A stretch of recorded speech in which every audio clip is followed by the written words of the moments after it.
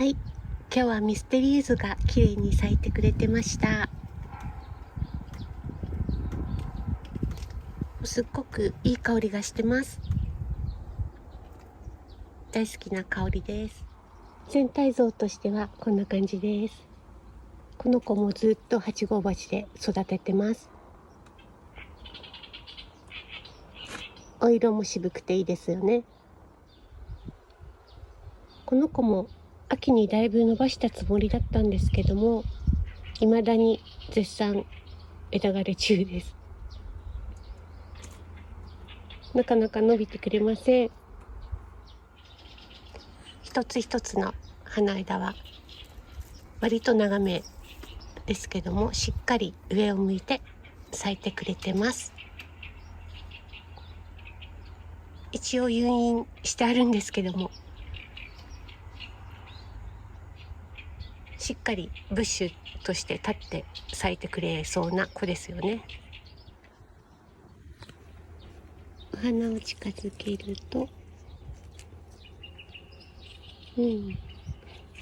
お花を近づけるよりもこの株全体からすごくいい香りがしてる感じですね。やっぱり平咲きなので香りの成分が蒸発しやすいんですかね。揮発ですか。揮発しやすいんでしょうか。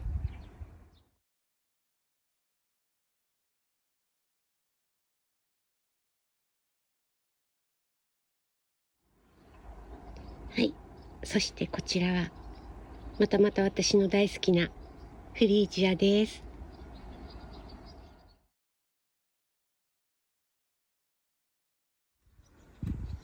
この子もすっごくいい香りがするんですよ。私の大好きな好みの香りです。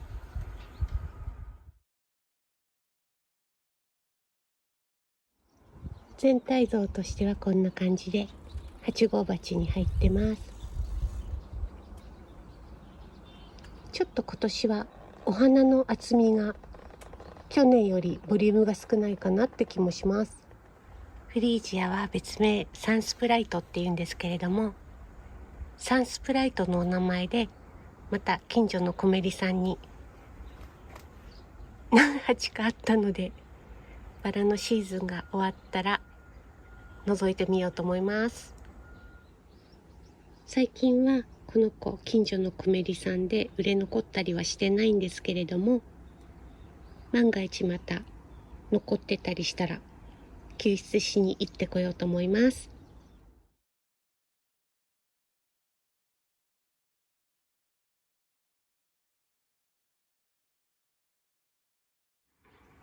はい、こちらもとっても豊かな香りがしてます。ルイ14世です。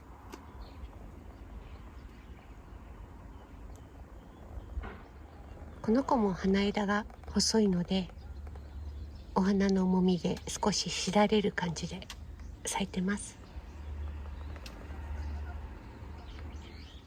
全体像としてはこんな感じです。今6号鉢、小さい鉢に入ってるんですけども、数年前に眼種になっちゃったんですよね。それでもう枯れちゃうかなと思ったんですけれども、生きてくれてたので鉢をサイズダウンして、そしたら去年からかな、去年一昨年咲いたかな、急に元気を盛り返してきてくれて、だんだん普通にたくさん咲いてくれるようになってきました。眼種って治るんですかね。株元に大きいコブができたのを何回かは取ったんですけども、それ以降数年間コブが出てきてないです。治るものだったらいいんですけどね。この春はかなり元気になって、本当に水切れしやすくなってきたので、この花が終わったら普通の、我が家で普通サイズの8号鉢に植え替えたいと思います。隣に昨日ご紹介したフランシス・デュブルイを持ってきました。こちらです。漢字が似てると思うんですけども、でもやっぱりフランシスの方が女性的な気がなんとなくします。ルイ14世の方が枝は細いけどしっかりしていますかね。それと赤みが強い気がします。フランシスの方が少し紫がかっているように見えます。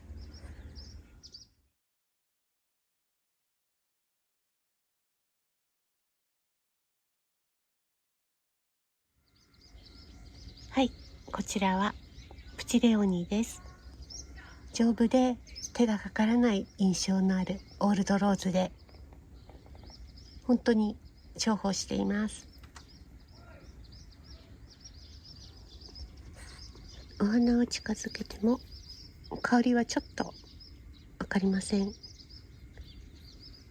でも結構長くお花を楽しめるタイプのバラです。全体像としてはこんな感じです。去年までは小さい支柱に誘引してたんですよね。今年ちょっと枝枯れがすごかったので短くカットしました。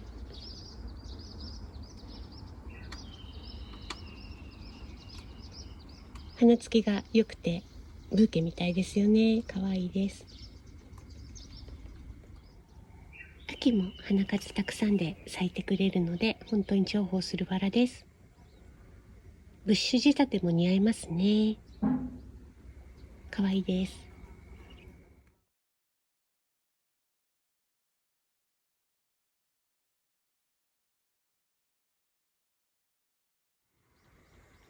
はい、そしてこちらはオールドローズのインディゴです。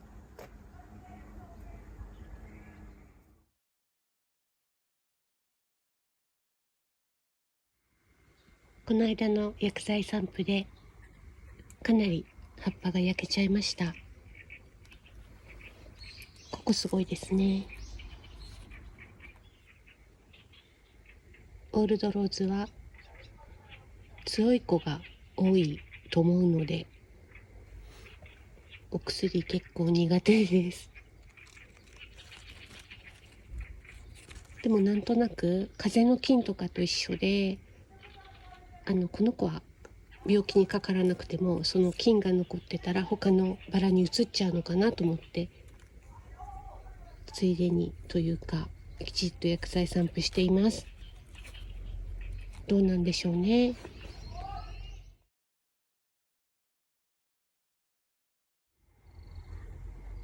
お花を近づけるといい香りがあります。お花も可愛いですよね。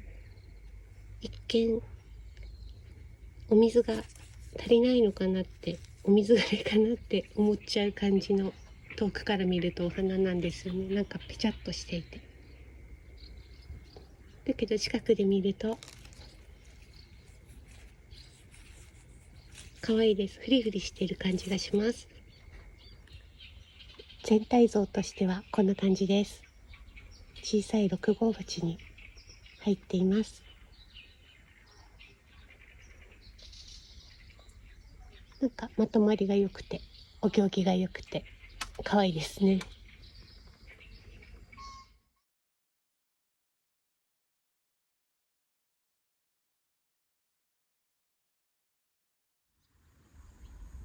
はい、そしてこちらはクールクールです。とっても丈夫なバラで、なんとなく日本的な風情があるバラだと思います。お花を近づけると香りはなんとなくあるような気もするんですけど、去年の秋は結構意外と香りがするなと思った記憶があります。虫には食べられてます。全体像としてはこんな感じです。この落ち着いた感じがまたいいですね。この子はタイプ0のバラですよね。こんなに綺麗でたくさん咲いてくれて、無農薬でもいけるなんていい時代ですね。